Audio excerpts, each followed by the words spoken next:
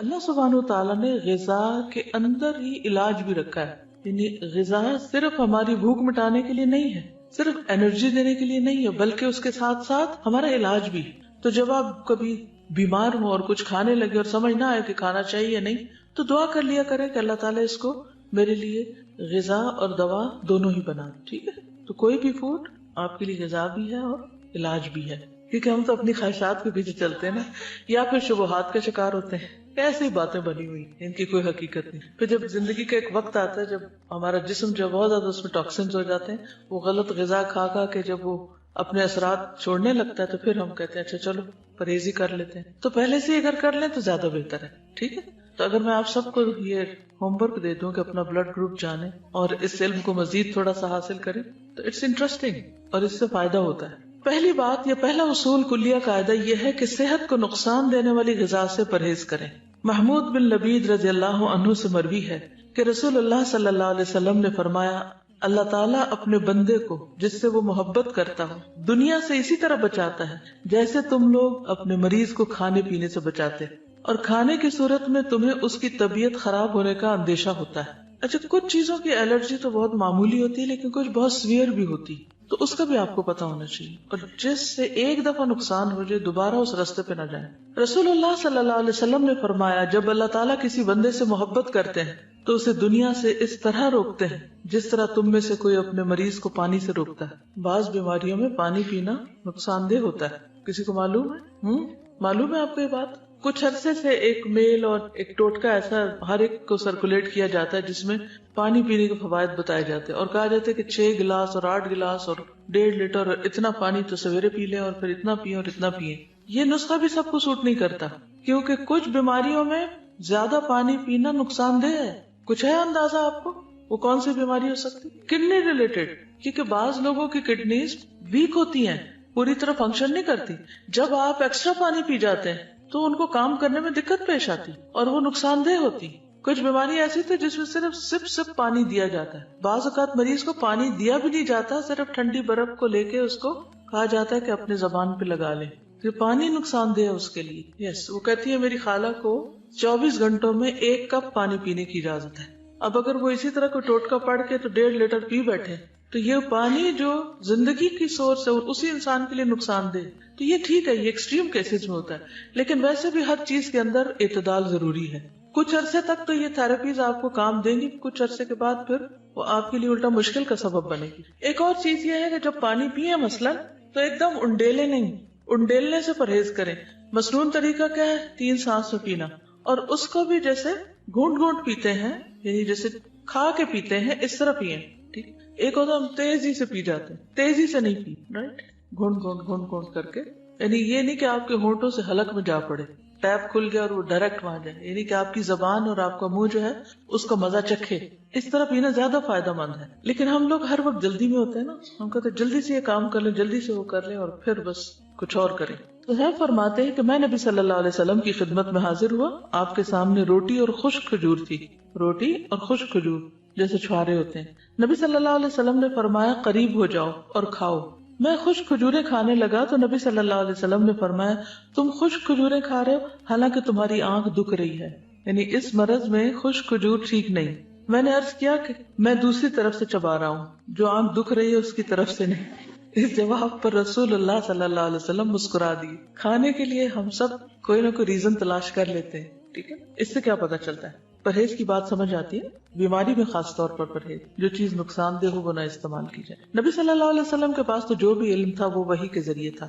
ٹھیک ہے، تو اس لیے ان چیزوں کو تو ہم ایز اٹ از لے سکتے. پھر بلا وجہ کی دوائیوں سے پرہیز. کچھ لوگوں کو دوائیاں کھانے کا شوق ہوتا ہے، تسکین ہوتی ہے ان کو دوا کھا کے. اچھا، کچھ بچوں میں بھی یہ مزاج پایا جاتا ہے، وہ بڑے شوق سے دوا کھاتے، جہاں کہیں کوئی دوا دیکھتے ہیں وہ کھانے کے لیے مانگتے ہیں، کیونکہ اب کئی طرح کے فلیور بھی شامل کر دیے گئے ان دواؤں میں. کوئی وہ سیرپ پی جائیں گے، کوئی گولیاں کھا جائیں گے. تو اکثر یہ مسئلے رہتے ہیں چھوٹے بچوں کے ساتھ. کچھ بچے ان کو بہت مشکل ہوتی ہے دوا پلانے میں، وہ نہیں پیتے. ان کے بھی مزاج فرق ہوتے ہیں. تو چھوٹی چھوٹی تکلیف میں فوراً دوا نہیں لینی چاہیے. پہلی چیز یہ ہے کہ غذا سے علاج کریں، پرہیز سے کام لیں، اور اگر نہیں علاج ہو رہا، نہیں تکلیف ٹھیک ہو رہی تو دوا لیں، اور وہ بھی ضرورت کی لیں. اور کثرت سے پرہیز کریں. جی کیونکہ میں نے ایک ڈاکٹر سے پوچھا, انہوں نے مجھے کوئی دوا ریکمینڈ کی, تو میں نے کہا اس کے کوئی سائیڈ افیکٹس نہیں. وہ کہنے لگے ٹو بی ویری آنےسٹ, ہر دوا کے سائیڈ افیکٹس ہیں. یعنی کوئی اگر یہ کہے بھی نا کہ اس کے کوئی سائیڈ افیکٹس نہیں, تو یہ ماننے کی بات نہیں. ہر دوا کے, کیونکہ دوا ہے نا, اور خصوصاً ہماری دوائیاں جو بنتی ہیں سب اسٹینڈرڈ بھی ہوتی ہیں, اور اس کے علاوہ جو کیمیکلز اس میں ہوتے ہیں اور جو پروسیسڈ ہوتی ہیں بہت زیادہ. ایک تو ہوتا نا کہ کوئی جڑی بوٹیاں ہیں یا کوئی غذا ہی سے ملتی جلتی دوائیں, اور ایک یہ ہے کہ ان کو اتنے پروسیسز سے گزارا جاتا ہے اور اس میں کلر شامل کر لیے جاتے ہیں کہ ان کے سائیڈ افیکٹس ہوتے ہی ہوتے ہیں. ٹھیک ہے, تو ہر دوا زہر ہے یا عنقریب زہر بن جائے گی, کیونکہ جب اس کی کثرت ہو جائے گی, زیادہ وہ آپ کے جسم میں اس کی کوانٹٹی ہو جائے گی, تو وہ زہر بنی. جب دوا چھوڑے بھی تو سٹیپ بائی سٹیپ چھوڑے, ایک دم نہیں چھوڑے گی. حضرت عائشہ بیان کرتی ہیں کہ بعض اوقات رسول اللہ صلی اللہ علیہ وسلم کو کوکھ میں درد ہوتا اور بہت شدید ہو جاتا. ایک دن رسول اللہ صلی اللہ علیہ وسلم کو یہ درد شروع ہوا اور اتنا شدید ہوا کہ آپ پر بے ہوشی طاری ہو گئی.